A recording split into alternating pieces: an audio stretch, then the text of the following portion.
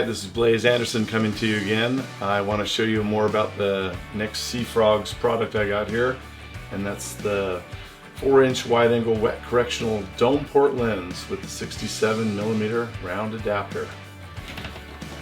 Now this lens comes with a neoprene cover, so I keep it covered all the time to keep the glass from scratching, but at least it's not plexi, it's actually glass on there.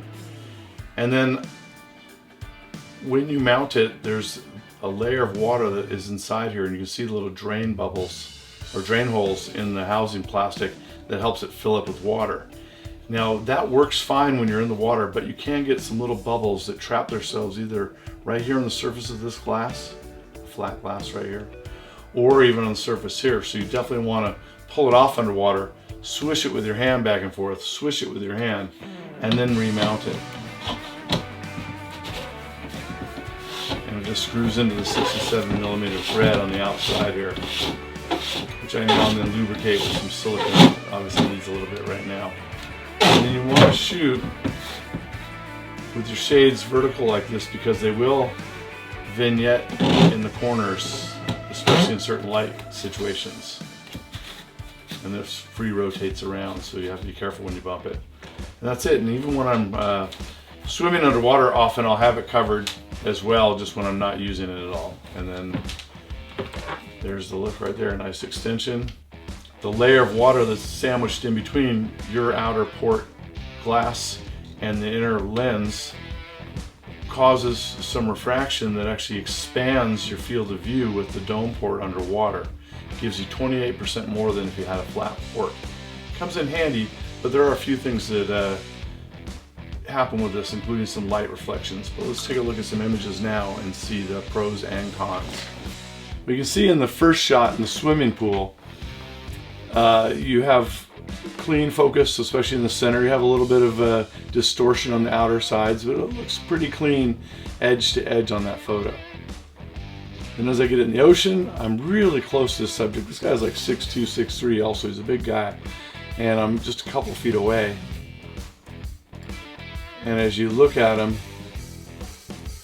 same thing, you get the whole body, fins, everything, even reflection from the surface in the frame. Now as I switch to video, I'm literally like 2.5, 3 feet away from him. Really close. He does seem quite a far away. That's how much fisheye you get out of this lens. Quite a bit. But check out this ghosting at the bottom here. That's a little reflection from the sunlight, because the sun's a little over or to the left over behind the diver, and so I'm getting a reflection on my inner glass into the dome port. I see it move around as I face up to the sunlight. And there it is again, a little bit of ghosting glare at the bottom from having the sun reflect inside. So it's definitely best to shoot away from the sun as much as you can, and not too upward. Now as I put it portrait orientation, you can see the ghosting down the bottom corner, but overall the image looks pretty cool and clean. This one, landscape, more ghosting in the corner just because of where that sunlight is. It's still in the front of the lens instead of behind the lens. In this video I have the light way off over my right shoulder. I still might come into it a little bit as I follow along, but notice you don't see that ghosting now that I don't have the sun in front of me, and here it comes down that bottom corner. But overall, if you look at the image, it's nice and clean. You know, the outside edges lose a little focus at the edge of the frame, but the interior center part is really tight, captures good colors. In this shot, I took the lens on and off and left a bubble inside. You can see this little bubble here, that's in between the lenses sandwiched. Now the good thing is you can fix it in post, but if you have a bunch of them, it's no fun. See, there's after fixed in post. Now here's another one, a bunch of little dots, you can see them all in there, and then I removed them in post. But here we go, I'm in video, now what do? You know, I'm sure you can do some fancy editing to cut those little bubbles out of there, but you're pretty much stuck with them if you just want to do some fast editing. And a little bit annoying, so really want to brush those bubbles out of the way when you put this lens back on again. Now I shoot this group of 4 from about 8-10 feet away with the lens on, and then I remove it, and now they appear much closer and narrower field of view. You can see the difference there. And here's just showing there's good color capture in the right bright settings, and as I get closer and closer, you can still see a little bit of sun glare in those images, but overall the focus is tight. Now here's just the difference between landscape and portrait orientation of the same image. Same feature, looks good. Here's a diver from pretty close, you know, he's about 8, 10, 12 feet away, something like that. And I can fit all 4 people in there from that close. Now in this video, you're gonna see a little glare on the top there. Follow the arrow as I spin around in the light. Just a little bit of reflection. It's pretty ghosty, you don't almost notice it. And now it's behind the shade that's built in around the lens. This is actually blocking it, even though the sun's pretty much in front of the lens and above me.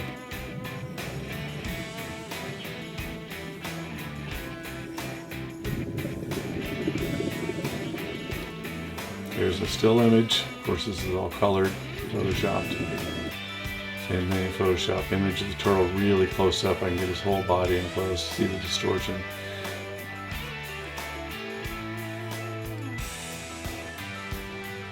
Now let's take a look at the lens in deeper water, like 70 feet, with my Sola 2500 light.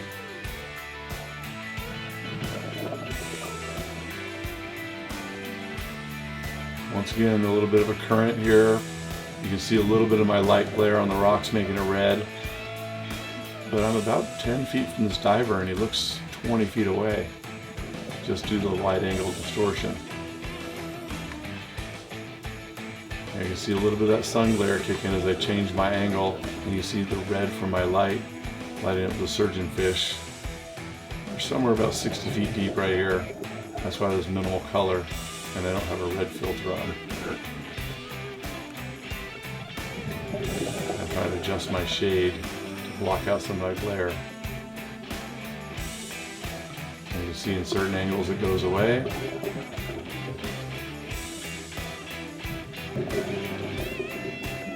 And here we are on this dragon nudibranch, literally about not even 18 inches from him. But he looks super small, so not great for macro-y stuff unless you want to do some close-up looks like this.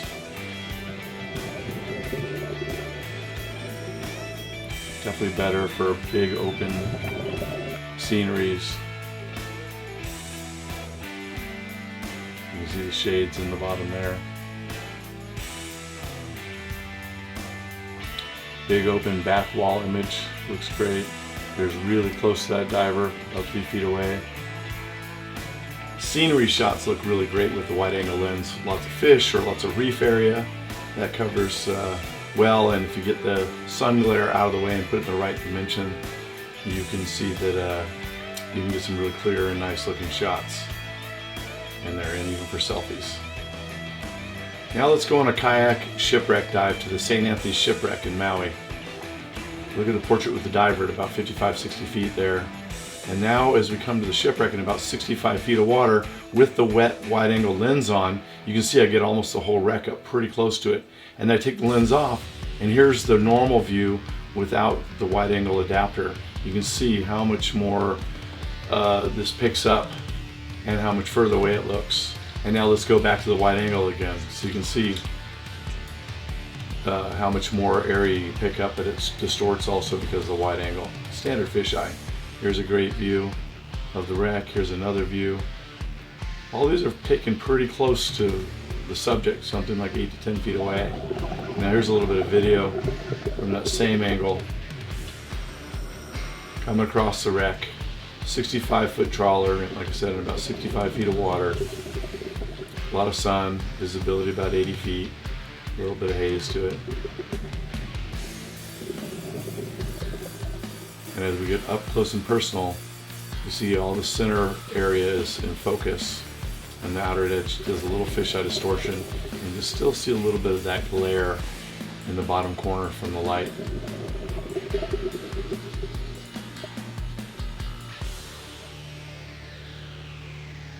Let's take a little trip around the boat.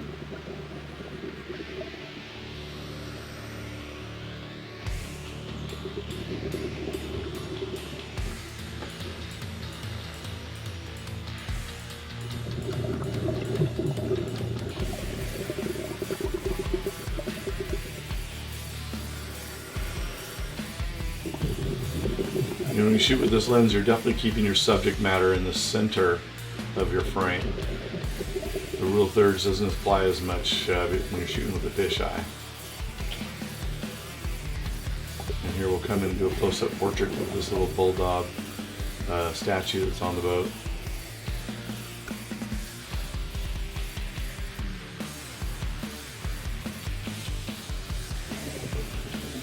Up close and personal. You can see you can still get quite a bit of detail out of this.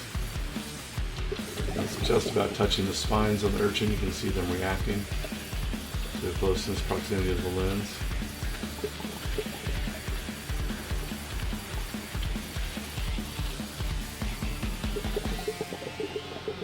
So you're not really using this for macro shots, that's for sure, but you can see the banded shrimp in there.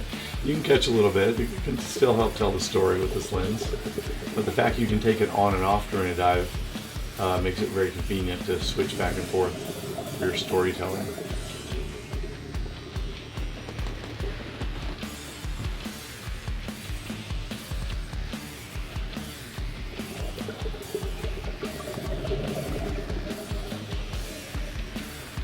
Picks up a lot of color, but yes, I did some post-production here.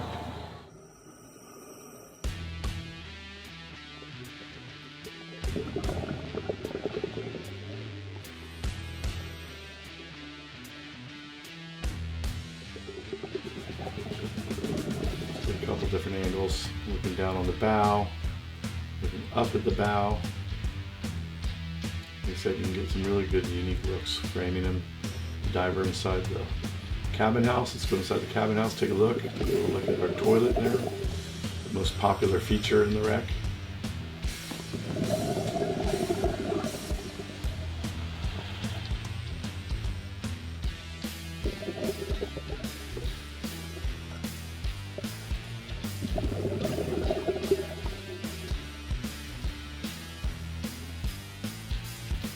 The space is about 12 feet wide by about 20 feet long. So you can see here's our sunlight reflection glare inside the dome port.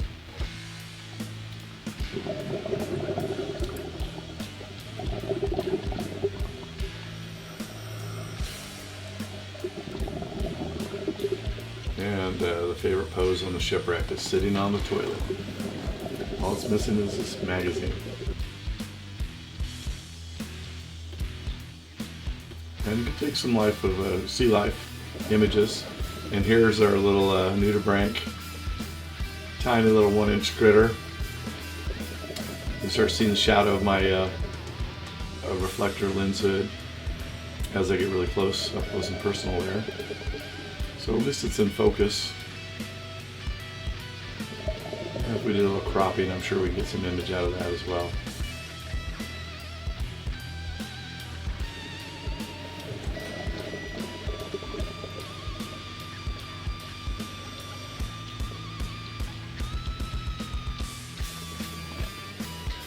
And let's go around the rubber reef, the artificial reef of concrete and tires.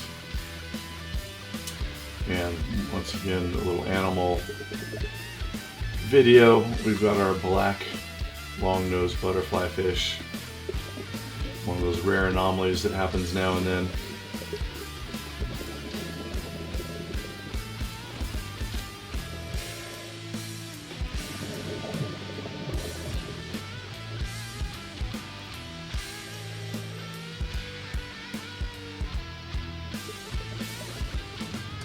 Same thing, I'm about a foot and a half away there is at my closest, and still looked, about 5 feet away in the image. There we go, wide angle shot, trying to get the wreck in my diver. And then here's switching back to video from that same position. About 18 feet or so away from the wreck, maybe 20 feet.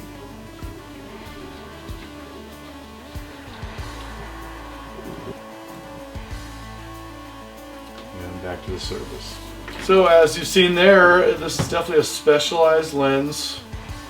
It comes in handy, it can make for some great fun effects, but you're not going to use it on every dive or maybe even a whole dive, maybe just part of a dive, especially shooting distinct, you know, shipwrecks, things like that, big reef areas, big animals up close. But really have to watch the light and the bubbles on the inside. So hope you like that. Go to Seafrogs, check that out. It's only $158, so worth having around. All right, take care.